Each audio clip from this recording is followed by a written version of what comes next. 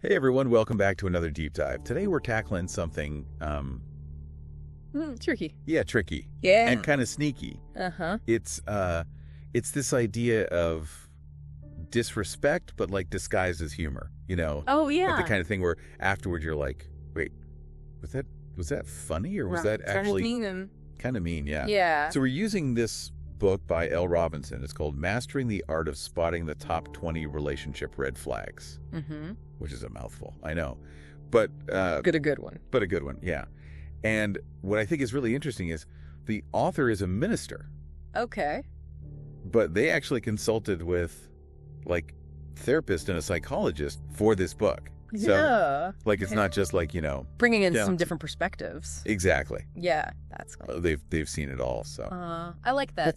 Getting down to the nitty-gritty of what actually makes a relationship work. And how to spot those things early on. Yeah, because, like, who wants to be the person who's like, right. Yeah. Oh, you can't take a joke. Exactly. Nobody wants to be that guy. Like, nobody wants to be. Or girl. Yeah, or girl. So. And sometimes you're like, is this actually funny? Or is this kind of a problem? Exactly. And that's what we're talking about today, yeah. right? Yeah. Not about banning all humor. No. But like recognizing that line. Right. And the book actually has this really great story. Okay. About a couple, Hannah and Greg. Okay. They live in Boston. Okay. And it's like a big city. Big city, yeah, pressure cooker kind of. Yeah, exactly. And Greg is like the funny guy, you know, always cracking jokes. Yeah.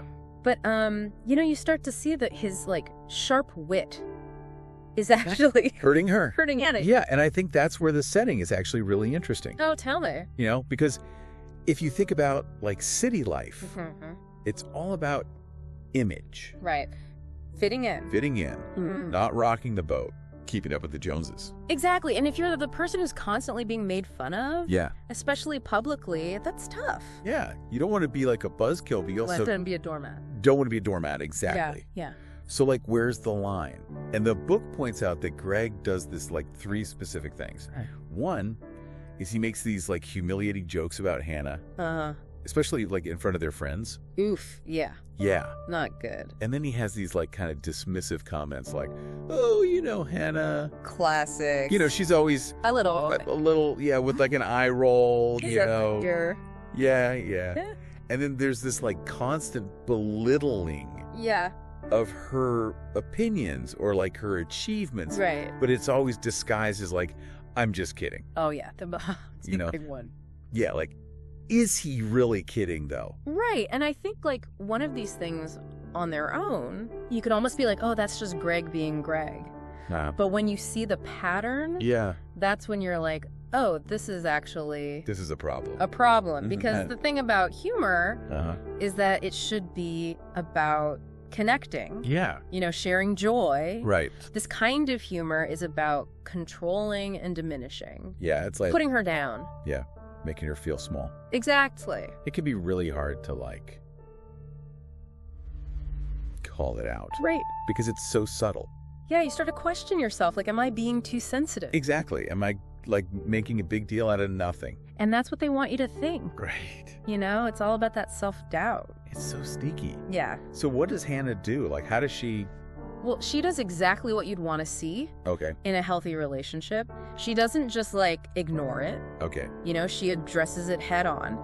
And she says, these jokes, they're actually hurting me. Okay. And then she sets some boundaries. Yes. I love that part. Yeah. So this is something that I think is really helpful for anyone listening. Think about, what are those, like, concrete boundaries? You can say, like, give me an example. So you could say something like, no more jokes about my weight. Okay. My family or my career. Okay. In front of other people. Well, that's, like specific things. Specific things. It's, That's awesome. Clear and direct. I love that. But I also love that she doesn't just say, like, don't do this. Right. She actually tries to, like... redirect it. Yeah. Like, let's find humor. That keeps us together. Yeah, exactly. Like, celebrates our connection. Celebrates our connection. Yes. And that's so key, right? Yeah, she's basically, like, retraining him. I will love that. Shifting the dynamic. Rewriting the script. Exactly. But here's the thing. It takes 2 to tango. Ooh. And if Greg isn't willing to work on this, to change, then that's another red flag. That's a whole other problem. Yeah. Yeah. that's a whole other deep dive. You could do a whole other episode on that. For sure. Yeah.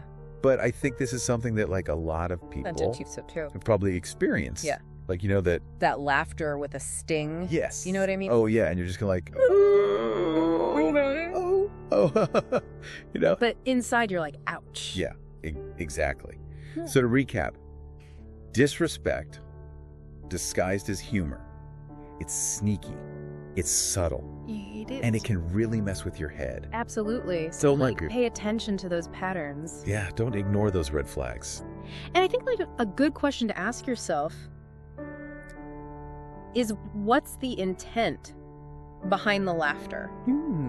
I like that. Is it about connection and joy?